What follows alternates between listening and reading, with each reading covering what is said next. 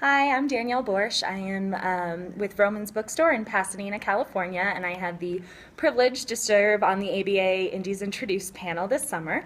And today I'm here with Harriet Reuter Hapgood, who wrote The Square Root of Summer, which was one of our favorites and one that we picked for spring 2016 Indies Introduced. So I guess I wanted to start. We've been talking about diversity a lot at all kinds of book selling conferences. But one thing that I thought was interesting was that you chose to have a female physicist as your main character. And I wondered if you could talk a little about that. Yeah, that was a really conscious choice because I'd read a bunch of YA in a row with very dreamy, sort of poetry-loving, painting-loving girls who sort of or were maybe not so intelligent or anything, and they were great books, but I also felt like, well, that story has been told. I wanted to tell a different story. And the more I started reading about quantum physics, I don't have a physics background or a maths background, but I was reading it and finding it really interesting. And I was like, well, if I find it interesting and I'm a girl, then there's just no reason not to. And it didn't even occur to me once I started writing. I sort of forgot that it was a thing, really. And yeah, then there's been such a response to it. Great. Yeah, that was one of my favorite things, was having her perspective on what she was going through sort of being a thing that she was able to calculate and think about in a very scientific way was really interesting too. Along those same lines, I think that there are plenty of stories out there that explore grief, but you dealt with two different kinds of grief. You have, the loss of a beloved grandparent that she was really close to, as well as the loss of a first love, a relationship ending. Can you talk about the process of trying to write those two kinds of processes? I mean, some of that came from real life, and I wanted to take something where actually, if you have all of it happen to you at once, it's really hard. Grief is hard to process anyway, but if you have it interrupted at any level, or you have to take something else on board as well that's bad, like a heartbreak or just any kind of life upheaval, it really disrupts the grieving process and makes it last longer. But it was also about exploring stuff as I was writing, and you write to find out what you think, and you write to find out how you're feeling. And one of the things I sort of felt about it was you can separate the grief of bereavement and the grief of heartbreak, because bereavement, you will carry that with you your whole life. Like, it gets better, time heals. There will never not be a time where you think of the person you have lost with some kind of pain, bittersweet memories. But when you get over a heartbreak, there are times when you kind of think, oh really, that person? That it doesn't necessarily leave a scar, but grief can leave a scar. So I wanted to sort of balance those two things. And then, okay, so going a little bit lighter, you know that I'm obsessed with the fact that you wrote your dissertation on Dawson's Creek and teen comedies, because I really wish I had thought to do that.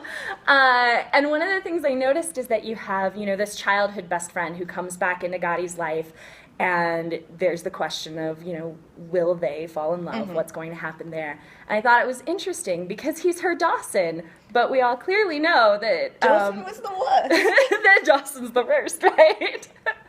Oh, I didn't even think of that. Yeah, Dawson really is the worst.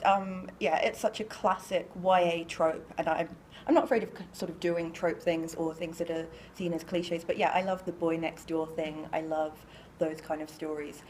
The thing is, Dawson's Creek they intended it to be Joey and Dawson. They intended that to be the love story, but he was just so appalling. And Casey was so much better. He bought her a wall. I mean, it doesn't get better than that. I think in one of the marketing things I read, you called it Swoonapalooza, which is a good term. That's a good term. Thank you.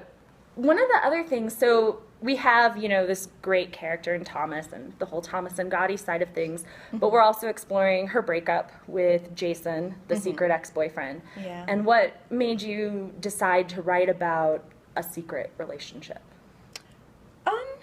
I really don't know. That's just how it came, and it evolved, and it seemed like I had a friend actually who did have a secret relationship in sixth form. We were all sort of 17, 18, and she had 6 months of just being quite shouty and irascible and edgy, and we weren't really sure why. And later I found out she was going out with someone who'd told her to keep it a secret and didn't want anyone to know. And, I think I have Ned say some line, Gotti's brother in the book, say, you don't keep love a secret. And it's true, like, shout about it. If you love someone and someone really loves you, then they want the world to know.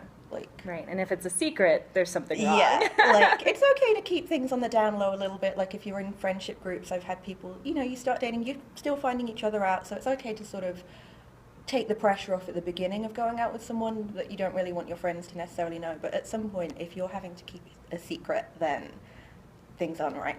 Yeah, I totally agree. You mentioned Ned, and Ned is one of my favorites. He's this, punk rock brother.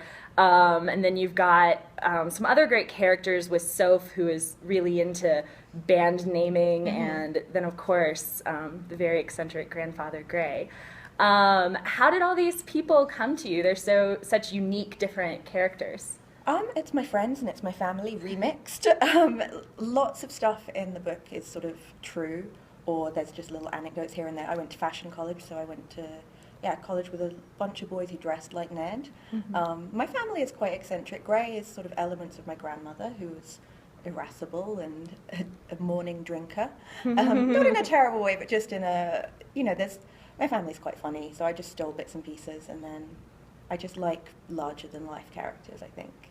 Cool. What made you decide to set the book over the summer? I love summer books. There's a book I love called The Green Gage Summer by Reuter, and it's an eccentric bohemian family, and they go to France, and there's no dad in the picture, and the mum gets ill, so it's that classic YA thing of the parents have written out the picture very early on, and children have adventures over the summer. When school is out, time sort of changes, and it slips away, and you have these long, hazy summers when you're in school, and you don't have a structure anymore.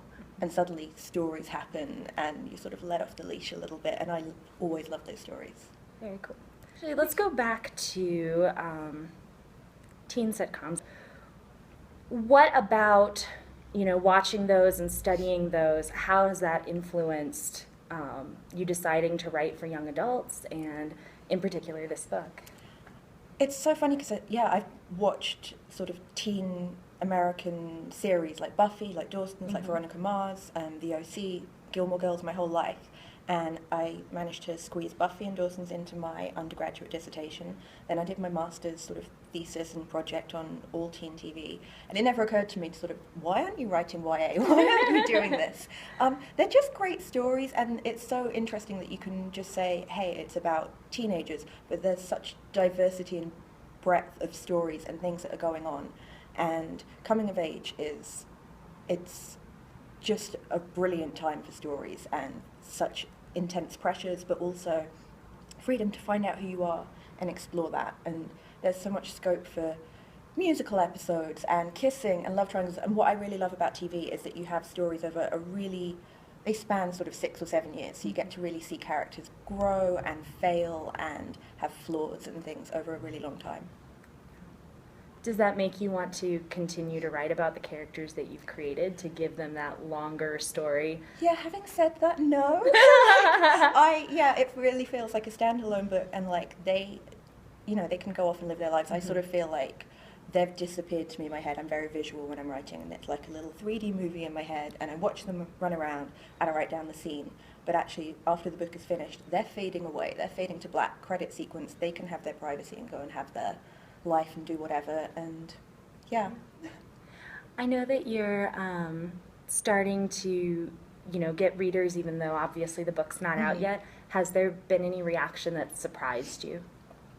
Just the fact that people are responding to it, because it's such a personal story. I wrote it for myself. I wrote the book that I wanted to read and that I hadn't seen in the world, and that I really needed at a time that I needed it. And it is so humbling and surprising and just wonderful to have teenagers talk to you about it. And I met some kids in England a couple of months ago who were saying they were studying physics at GCSE level, so they were 15 or 16, and they were saying, you made it interesting, and I said this fact to my physics teacher, and it was so cool. And just what a great thing to have a 15-year-old tell you that you've made science cool. Oh, that's great. Bye, thank you so much for doing this. Well, thank you. Read The Square Root of Summer, it's amazing.